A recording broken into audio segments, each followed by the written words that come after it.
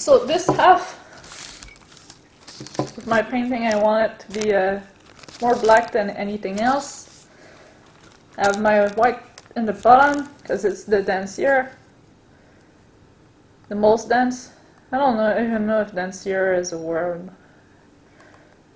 I'll just put the black on using the side of the cup so I do not mix them, and I layer them on top of each other. And finally, it's just a 3-color pour, so it's quite simple. I'll use the silver on top, using the side of the cup again to layer them. I have my pot, my layers, and I want to do a flip cup for that. So my heaviest paints end up on top of the lowest density paints.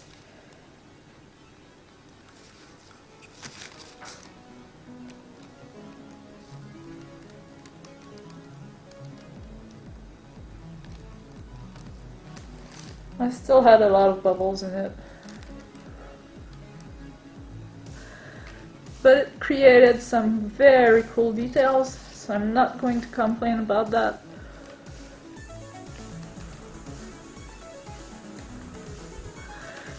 Instead of using a torch, just blowing gently on your canvas will cause the bubbles to pop.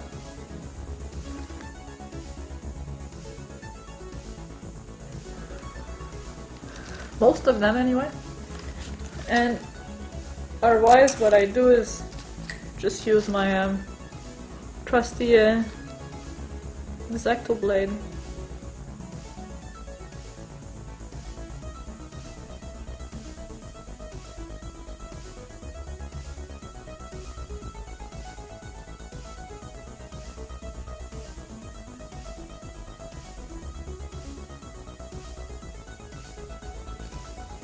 And yeah, one of the reasons I really like JC as well is that it doesn't retain the bubbles in the paint.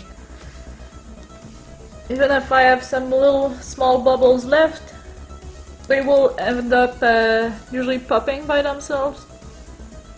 I like popping the bigger ones because just want to make sure.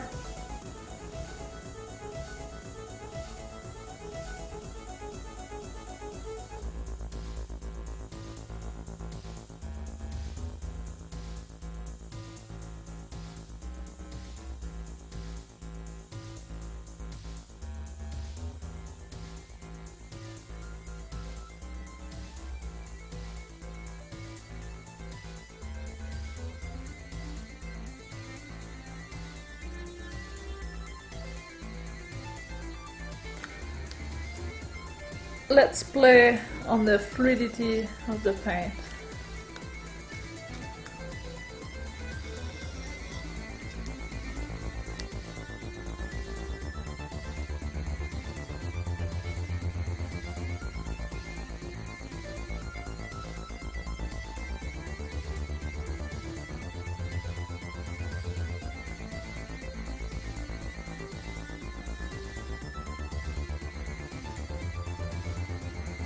So this will dry much darker, for sure.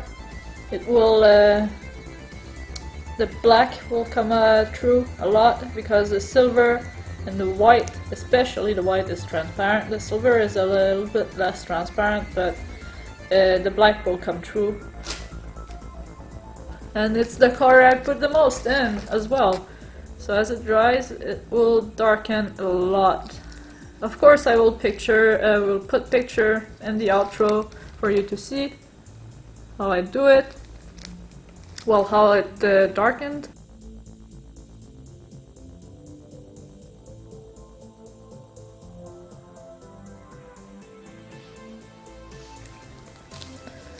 What I'll do when I do the other side is I will create those kind of lines, but on the other side, and I think it will look very cool.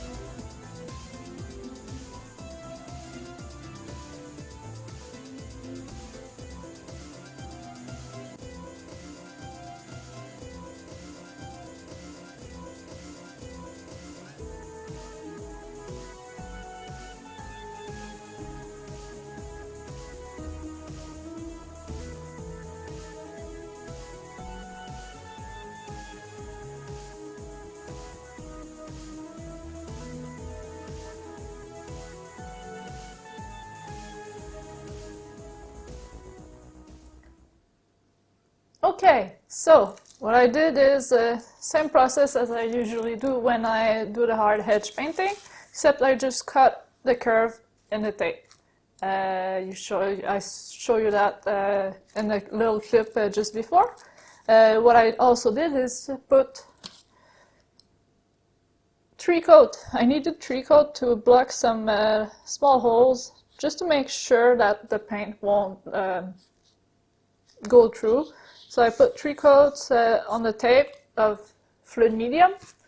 What that does is it goes in the hole instead of the paint and dry completely transparent. So the paint can't go in the hole because it's already filled. And you get nice straight or nice sharp lines, more the word in this case. And what I'm going to do is another flip cup on that half with mostly white, a little black. I chose Mars Black because Mars Black is heavier in density and usually it doesn't take over.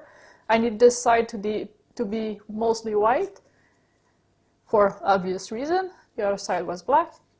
And after that, once all that is dry, I will come back and make 2 spots on each side. So I will start by pouring my paint in order of density. This is Iridescent stainless steel, coarse. Those pigments are super heavy. It's heavier than the zinc white, so the zinc white goes in there. I also mixed a little bit of titanium white in my zinc white in hopes of making it a little bit more opaque.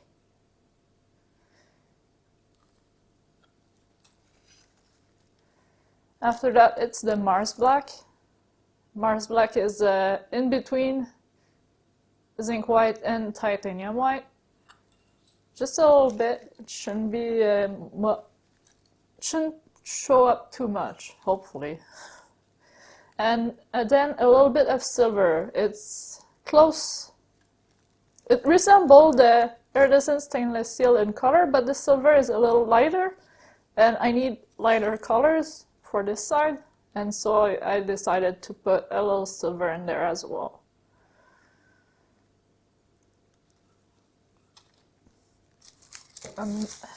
I will set that up in the middle of the part that I need to paint. A little crooked, it's okay. And just lift it. Oh, I forgot to zoom you in. Zoom me in, please. Okay, little technical issue there, but let's lift this.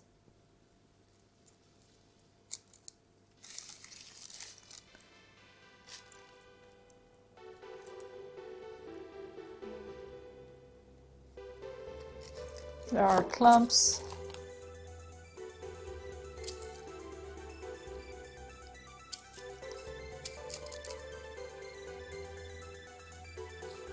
Make sure my sides are covered. Give you a time lapse in case it changes.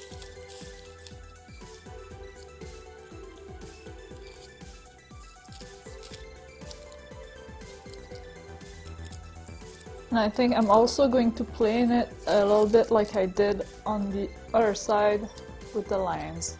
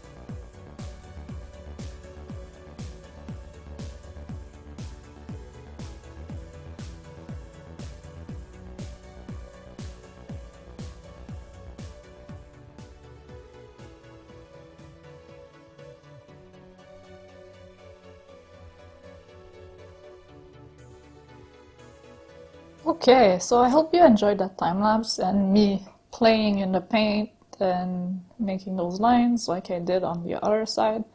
I tilted it a little bit more during as well because I found that I had a bit too much black, so I kept just a little line here.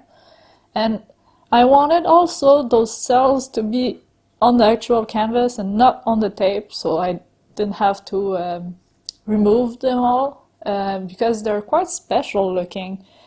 And I think I'm not sure what caused those cells because it looks to be coarse iridescent stainless steel in the middle and probably a little bit of silver. It's quite weird looking, inverted cells, I guess. I did put a lot of water, well, I did put water in the silver. It was an ink, so I bought 5%, so it probably helped in selling up. I love the details between the lines. Here it looks a bit like a millefeuille dessert, the decoration there is on it. Here as well, it's like a line but broken by other lines, and I quite like that. There are a bunch of little cells here and there, here, those, and that's about it really, but cells aren't everything. There's cool lacing here, there's cool lines here, and really I couldn't be happier with it. I can't wait to remove that tape. I will film that tomorrow when the paint is a bit tacky still, but dry to the touch. I don't want the paint to start curing because then it becomes difficult to remove the tape and have a nice line. So I'll film that probably tomorrow morning. In about 24 hours, a little less. There's not that much of a thick coat, so it should dry in less than 24 hours.